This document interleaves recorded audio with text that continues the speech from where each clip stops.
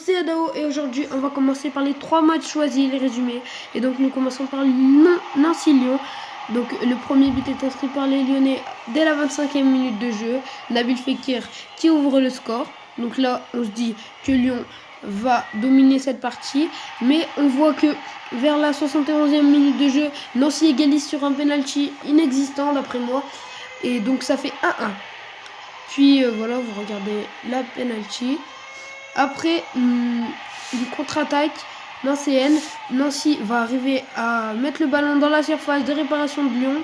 La barre transversale touche d'abord les cages lyonnaises et puis après ça revient sur le joueur. Et du coup Arnaud marque à la 75e minute pour le 2-1 à Nancy. Là on se dit que c'est terminé. Lyon ne va pas pouvoir revenir. Mais avant qu'à la 87e minute de jeu, Lyon revienne à égalité de but avec Nancy, avec le premier but de Marcello sous les couleurs lyonnaises. Donc but joli, enfin voilà. Et puis à la 94e minute, avant la prolongation, Maxwell Cornet qui marque le 3-2. Donc superbe coup franc et ça fait la qualification pour l'équipe lyonnaise. On revoit ce coup franc, encore magnifique. Et maintenant, nous allons passer à OM Valenciennes qui marque dès la 103e minute. Donc à la 103e minute, le match a été très compliqué pour les Marseillais qui n'ont pas su trouver le chemin des filets. Donc là, c'est une très belle performance des Valenciennois. Donc très bon match. C'était très joli à voir. Des actions dans les deux camps. Dommage pour les Valenciennois. Après Granville-Bordeaux, j'ai choisi de vous le présenter parce que ce match a été extraordinaire. On voit là d'abord l'ouverture du score dès la 37e minute de Bordeaux. Donc on se dit que là le match il est terminé. Bordeaux va gagner le match avec beaucoup de buts. Sauf que Bordeaux se prend un carton rouge. Et du coup, voilà, vous voyez l'action, l'égalisation à la 94e minute, à la dernière minute du coup du match.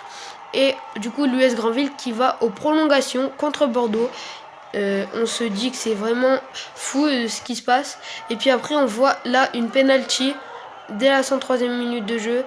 Donc penalty et on va voir qu'elle va être transformée par le numéro 9 Grandvilliers. Donc très belle prestation des Grandvilliers.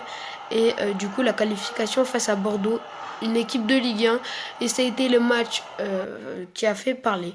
Et Coutinho au Barça, c'est enfin fait car Coutinho a enfin signé au Barça pour 160 millions d'euros, donc 110 et après un bonus de 50 millions.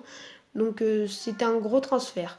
Et puis après et du coup Liverpool qui va rembourser tous les supporters de Coutinho qui ont acheté le maillot officiel de Diego Costa. Je vous l'avais annoncé, il a rejoint l'Atlético Madrid, mais il s'est pris un carton rouge car il a fait une célébration avec les supporters il avait déjà écopé d'un carton jaune auparavant.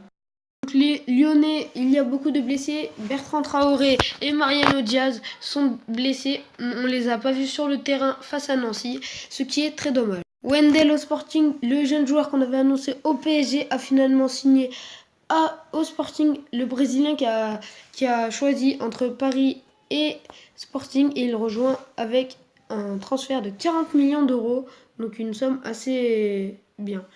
Yeremina a signé au Barça, donc on parle souvent de Coutinho, mais Yeremina aussi a signé au Barça, donc ça on ne s'y attendait pas, mais voilà.